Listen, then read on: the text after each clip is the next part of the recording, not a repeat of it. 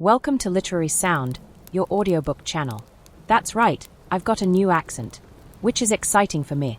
Quick announcement, I won't be able to post a chapter a day like I did with the previous book, because unfortunately I wasn't born an heiress and apparently I need to work to support myself. But don't worry, I'll post at least one chapter a week, and if I can I'll post more than one. But let's get on with it. Our second book is Frankenstein, or The Modern Prometheus.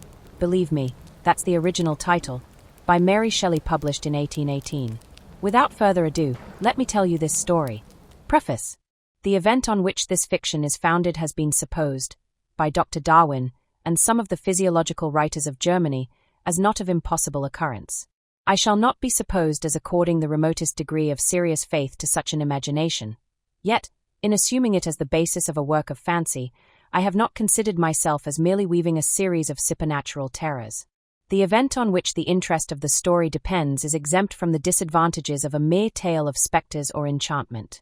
It was recommended by the novelty of the situations which it develops, and, however impossible as a physical fact, affords a point of view to the imagination for the delineating of human passions more comprehensive and commanding than any which the ordinary relations of existing events can yield. I have thus endeavored to preserve the truth of the elementary principles of human nature, while I have not scrupled to innovate upon their combinations. The Iliad, the tragic poetry of Greece, Shakespeare, in The Tempest and Midsummer Night's Dream, and most especially Milton, in Paradise Lost, conform to this rule, and the most humble novelist, who seeks to confer or receive amusement from his labors, may, without presumption, apply to prose fiction a license, or rather a rule, from the adoption of which so many exquisite combinations of human feeling have resulted in the highest specimens of poetry. The circumstance on which my story rests was suggested in casual conversation. It was commenced, partly as a source of amusement, and partly as an expedient for exercising any untried resources of mind. Other motives were mingled with these, as the work proceeded.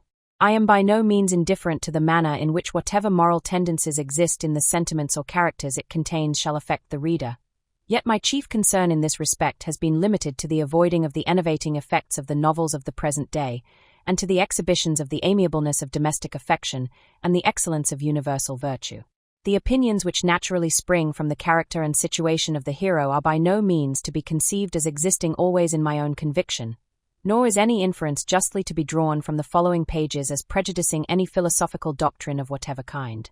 It is a subject also of additional interest to the author, that this story was begun in the majestic region where the scene is principally laid, and in society which cannot cease to be regretted. I passed the summer of 1816 in the environs of Geneva. The season was cold and rainy, and in the evenings we crowded around a blazing wood fire, and occasionally amused ourselves with some German stories of ghosts, which happened to fall into our hands. These tales excited in us a playful desire of imitation. Two other friends, a tale from the pen of one of whom would be far more acceptable to the public than anything I can ever hope to produce, and myself agreed to write each a story, founded on some supernatural occurrence. The weather, however, suddenly became serene, and my two friends left me on a journey among the Alps, and lost, in the magnificent scenes which they present, all memory of their ghostly visions. The following tale is the only one which has been completed. Frankenstein, or The Modern Prometheus.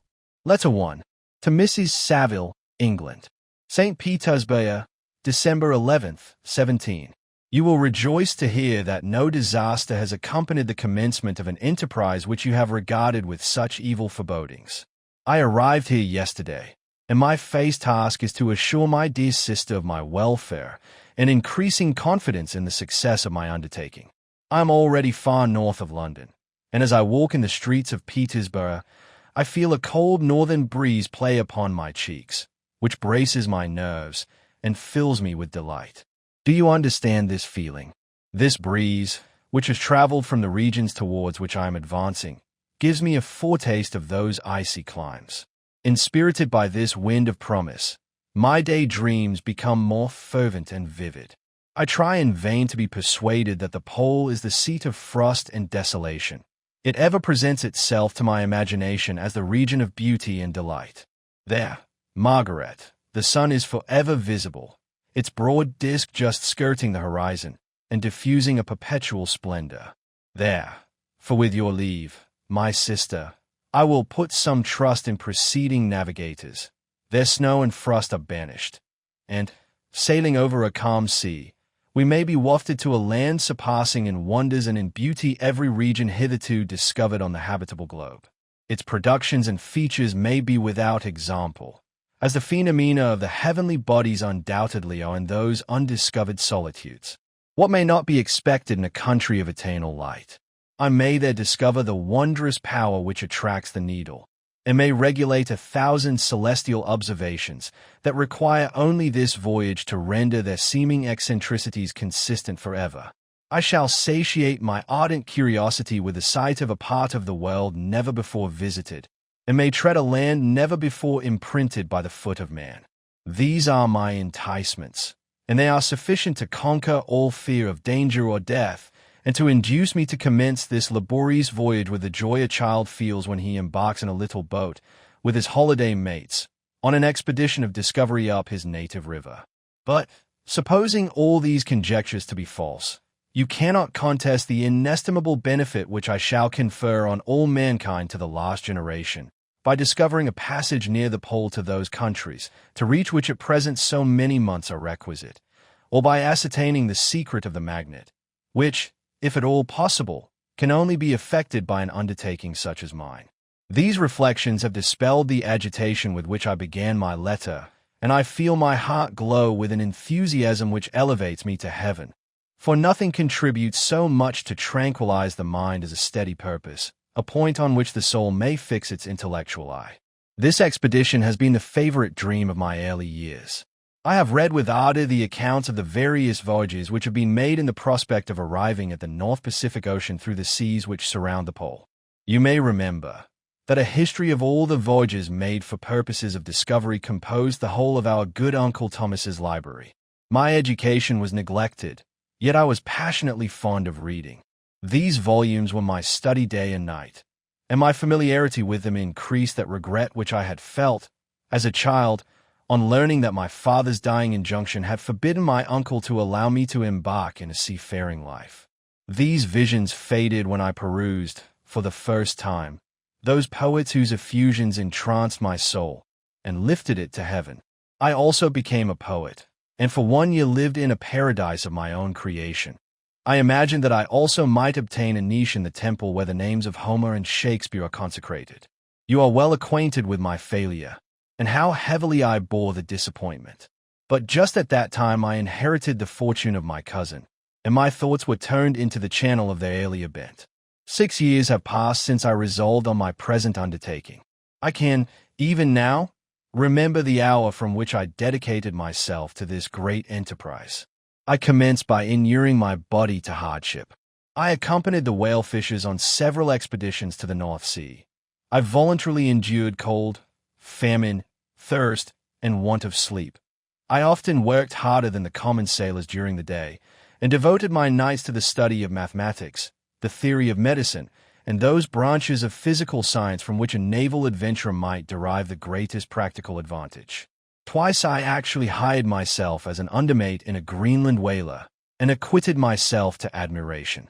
I must own I felt a little proud when my captain offered me the second dignity in the vessel, and entreated me to remain with the greatest earnestness.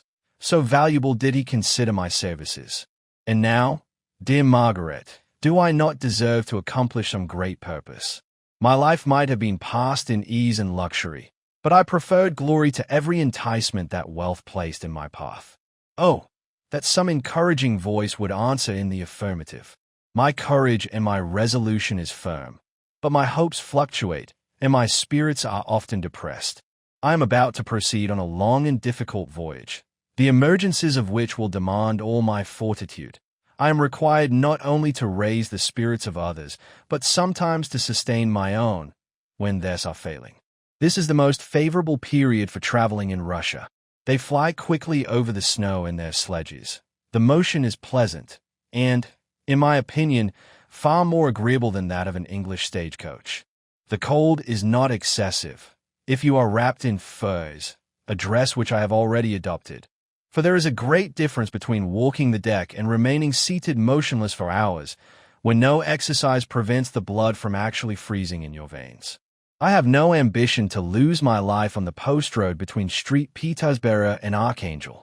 I shall depart for the latter town in a fortnight or 3 weeks, and my intention is to hire a ship there, which can easily be done by paying the insurance for the owner, and to engage as many sailors as I think necessary among those who are accustomed to the whale fishing. I do not intend to sail until the month of June. And when shall I return? Ah, dear sister, how can I answer this question? If I succeed, many, many months, perhaps years, will pass before you and I may meet. If I fail, you will see me again soon, or never. Farewell, my dear, excellent Margaret. Heaven shower down blessings on you, and save me, that I may again and again testify my gratitude for all your love and kindness. Your affectionate brother, R. Walton. Letter 2. To Mrs. Saville, England. Archangel, the 28th of March, 17. How slowly the time passes here, encompassed as I am by frost and snow. Yet a second step is taken towards my enterprise. I have hired a vessel, and am occupied in collecting my sailors. Those whom I have already engaged appear to be men on whom I can depend, and are satanly possessed of dauntless courage. But I have one want which I have never yet been able to satisfy, and the absence of the object of which I now feel as a most severe evil. I have no friend, Margaret. When I am glowing with the enthusiasm of success, there will be none to participate my joy. If I am assailed by disappointment, no one will endeavor to sustain me in dejection. I shall commit my thoughts to paper, it is true, but that is a poor medium for the communication of feeling. I desire the company of a man who could sympathize with me, whose eyes would reply to mine. You may deem me romantic, my dear sister, but I bitterly feel the want of a friend. I have no one near me, gentle yet courageous, possessed of a cultivated as well as of a capacious mind, whose tastes are like my own, to approve or amend my plans. How would such a friend repair the faults of your poor brother?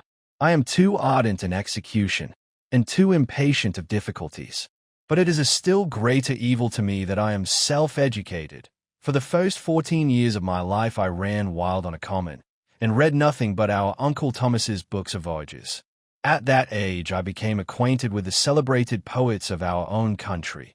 But it was only when it had ceased to be in my power to derive its most important benefits from such conviction that I perceived the necessity of becoming acquainted with more languages than that of my native country. Now I am 28, and am in reality more illiterate than many schoolboys of 15. It is true that I have thought more, and that my daydreams are more extended and magnificent, but they want, as the painters call it, keeping. And I greatly need a friend who would have sense enough not to despise me as romantic, and affection enough for me to endeavor to regulate my mind. Well, these are useless complaints. I shall certainly find no friend on the wide ocean, nor even here in Archangel, among merchants and seamen. Yet some feelings, unallied to the dross of human nature, beat even in these rugged bosoms. My lieutenant, for instance, is a man of wonderful courage and enterprise.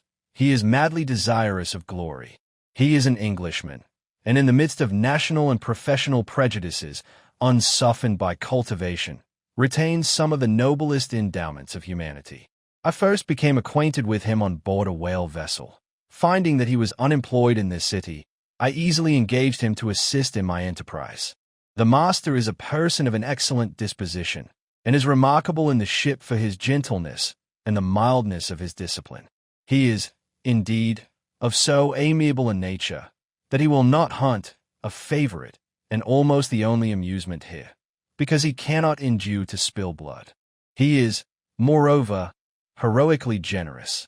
Some years ago he loved a young Russian lady, of moderate fortune, and having amassed a considerable sum in prize money, the father of the girl consented to the match.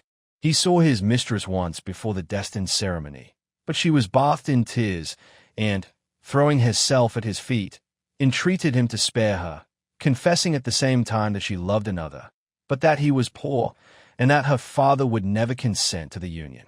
My generous friend reassured the suppliant, and on being informed of the name of her lover instantly abandoned his pursuit.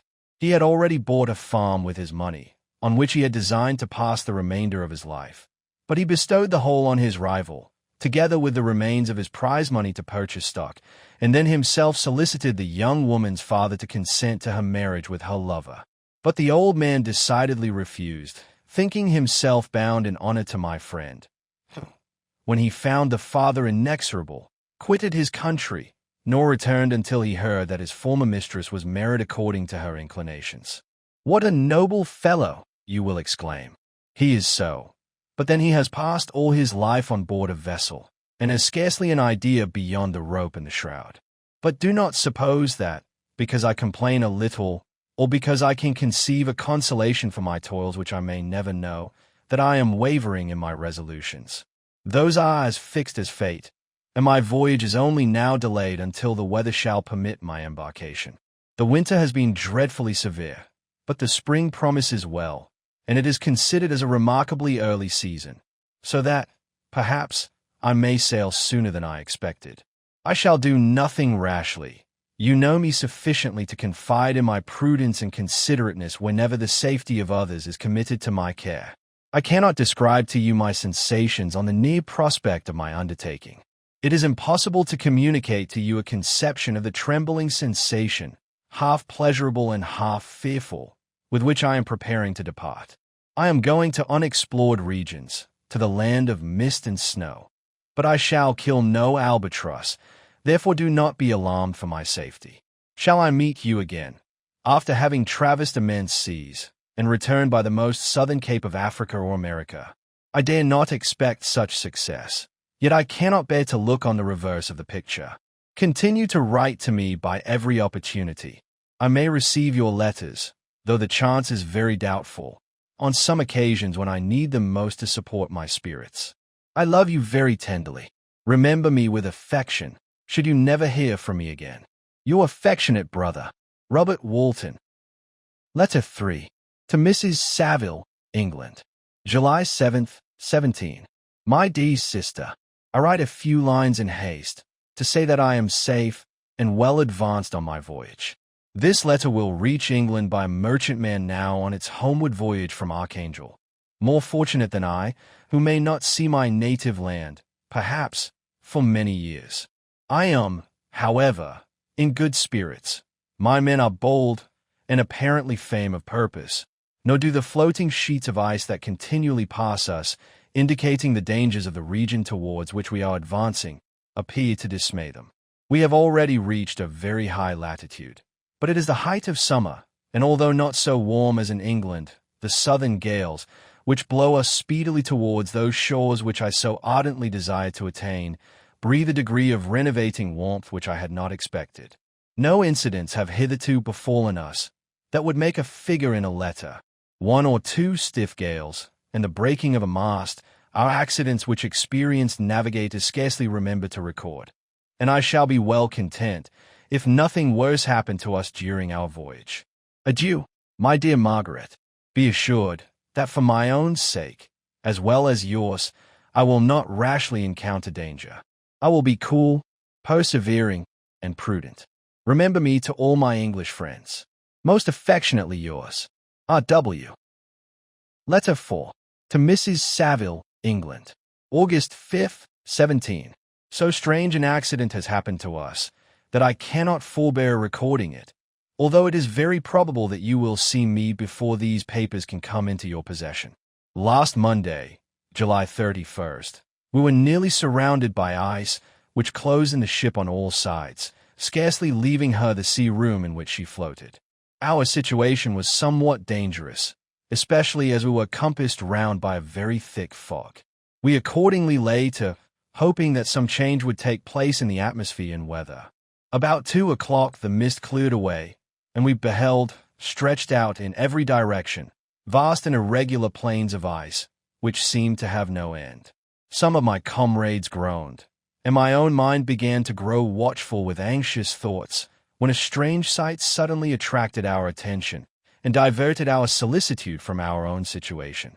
We perceived a low carriage, fixed on a sledge and drawn by dogs, pass on towards the north.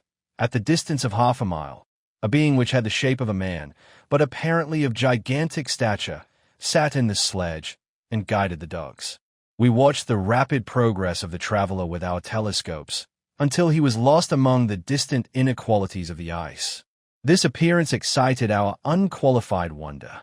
We were, as we believed, many hundred miles from any land, but this apparition seemed to denote that it was not, in reality, so distant as we had supposed.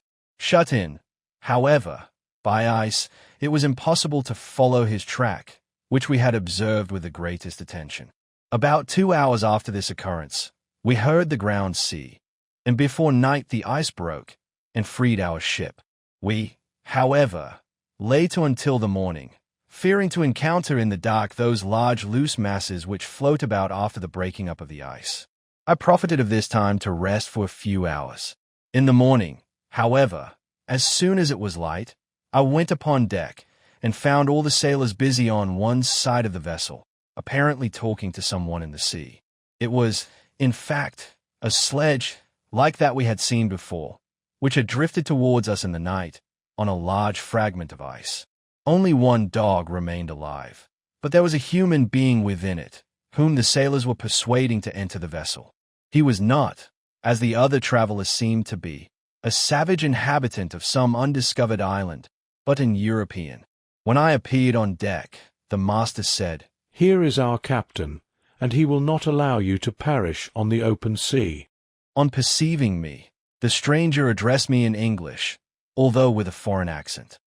"Before I come on board your vessel," said he, "will you have the kindness to inform me whither you are bound?" You may conceive my astonishment on hearing such a question addressed to me from a man on the brink of destruction, and to whom I should have supposed that my vessel would have been a resource which he would not have exchanged for the most precious wealth the earth can afford. I replied, however, that we were on a voyage of discovery towards the northern pole. Upon hearing this, he appeared satisfied and consented to come on board. Good God, Margaret, if you had seen the man who thus capitulated for his safety, your surprise would have been boundless. His limbs were nearly frozen, and his body dreadfully emaciated by fatigue and suffering.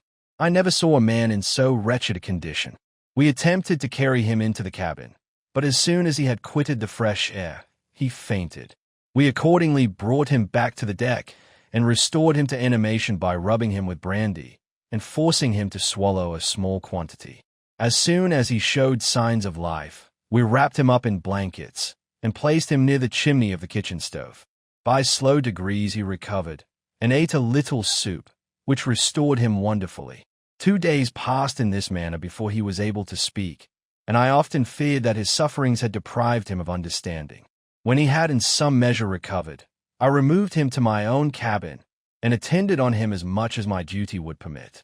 I never saw a more interesting creature. His eyes have generally an expression of wildness and even madness, but there are moments when, if anyone performs an act of kindness towards him, or does him any the most trifling service, his whole countenance is lighted up, as it were, with a beam of benevolence and sweetness that I never saw equaled.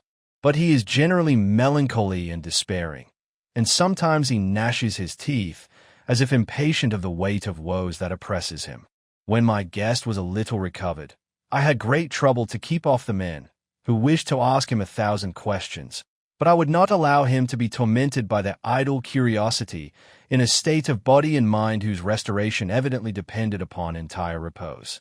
Once, however, the lieutenant asked why he had come so far upon the ice in so strange a vehicle. His countenance instantly assumed an aspect of the deepest gloom, and he replied, "To seek one who fled from me." "And did the man whom you pursued travel in the same fashion?" "Yes." "Then I fancy we have seen him, for the day before we picked you up, we saw some dogs drawing a sledge with a man in it across the ice."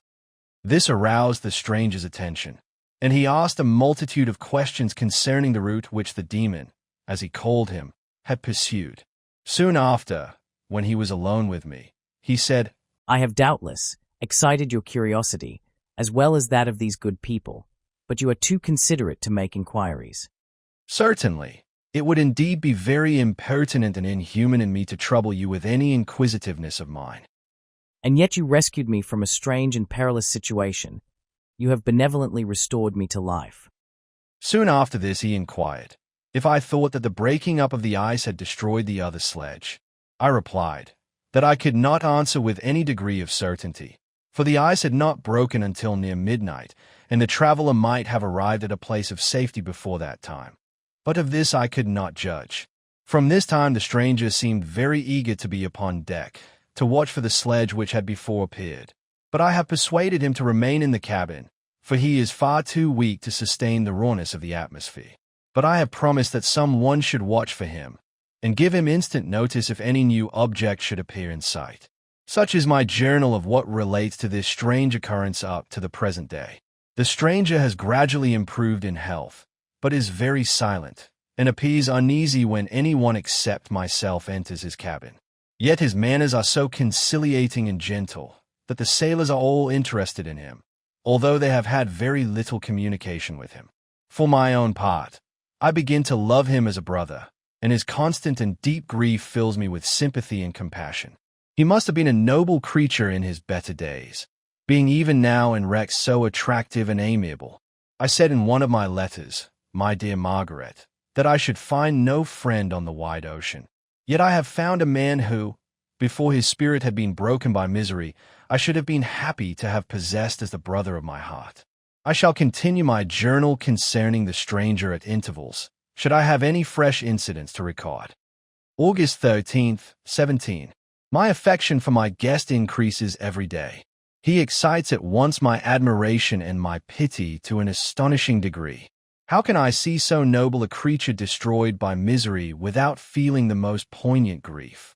He is so gentle, yet so wise. His mind is so cultivated, and when he speaks, although his words are cold with the choicest art, yet they flow with rapidity and unparalleled eloquence. He is now much recovered from his illness, and is continually on the deck, apparently watching for the sledge that preceded his own. Yet, although unhappy, he is not so utterly occupied by his own misery, but that he interests himself deeply in the employments of others. He has asked me many questions concerning my design, and I have related my little history frankly to him. He appeared pleased with the confidence, and suggested several alterations in my plan, which I shall find exceedingly useful. There is no pedantry in his manner, but all he does appears to spring solely from the interest he instinctively takes in the welfare of those who surround him. He is often overcome by gloom, and then he sits by himself, and tries to overcome all that is sullen or unsocial in his humor. These paroxysms pass from him like a cloud from before the sun, though his dejection never leaves him. I have endeavored to win his confidence, and I trust that I have succeeded. One day I mentioned to him the desire I had always felt of finding a friend who might sympathize with me and direct me by his counsel. I said, I did not belong to that class of men who are offended by advice. I am self-educated, and perhaps I hardly rely sufficiently upon my own powers. I wish, therefore, that my companion should be wiser and more experienced than myself to confirm and support me. Nor have I believed it impossible to find a true friend. I agree with you, replied the stranger, in believing that friendship is not only a desirable, but a possible acquisition. I once had a friend, the most noble of human creatures, and am entitled, therefore, to judge respecting friendship. You have hope in the world before you, and have no cause for despair. But I have lost everything, and cannot begin life anew. As he said this, his countenance became expressive of a calm, settled grief that touched me to the heart. But he was silent, and presently retired to his cabin. Even broken in spirit as he is, no one can feel more deeply than he does the beauties of nature, the starry sky, the sea, and every sight afforded by these wonderful regions seems still to have the power of elevating his soul from earth. Such a man has a double existence. He may suffer misery and be overwhelmed by disappointments. Yet when he has retired into himself, he will be like a celestial spirit that has a halo around him, within whose circle no grief or folly ventures. Will you laugh at the enthusiasm I express concerning this divine wanderer? If you do, you must have certainly lost that simplicity which was once your characteristic charm. Yet, if you will, smile at the warmth of my expressions, while I find every day new causes for repeating them. August 19th, 17. Yesterday the stranger said to me, You may easily perceive, Captain Walton, that I have suffered great and unparalleled misfortunes. I had determined once that the memory of these evils should die with me. But you have won me to alter my determination. You seek for knowledge and wisdom, as I once did, and I ardently hope that the gratification of your wishes may not be a serpent to sting you, as mine has been. I do not know that the relation of my misfortunes will be useful to you, yet if you are inclined, listen to my tale. I believe that the strange incidents connected with it will afford a view of nature, which may enlarge your faculties and understanding. You will hear of powers and occurrences, such as you have been accustomed to believe impossible. But I do not doubt that my tale conveys in its series internal evidence of the truth of the events of which it is composed. You may easily conceive that I was much gratified by the offered communication, yet I could not endure that he should renew his grief by a recital of his misfortunes. I felt the greatest eagerness to hear the promised narrative, partly from curiosity, and partly from a strong desire to ameliorate his fate, if it were in my power. I expressed these feelings in my answer. I thank you, He replied, for your sympathy, but it is useless. My fate is nearly fulfilled. I wait but for one event, and then I shall repose in peace. I understand your feeling, continued he, perceiving that I wished to interrupt him. But you are mistaken, my friend. If thus you will allow me to name you, nothing can alter my destiny. Listen to my history, and you will perceive how irrevocably it is determined. He then told me that he would commence his narrative the next day when I should be at leisure. This promise drew from me the warmest thanks. I have resolved every night, when I am not engaged, to record, as nearly as possible in his own words, what he has related during the day. If I should be engaged, I will at least make notes. This manuscript will doubtless afford you the greatest pleasure. But to me, who know him, and who hear it from his own lips, with what interest and sympathy shall I read it in some future day? Something tells me that this book is going to be a bit darker than the previous one. What do you think? Let me know in the comments. Literary Sound is on Spotify, YouTube, and TikTok. Follow me and don't forget to leave your like. This helps me a lot and costs you nothing. I can't wait to tell you what's to come. Don't miss the next chapter, which will actually be the first. These old books have these confusing things sometimes. See you soon.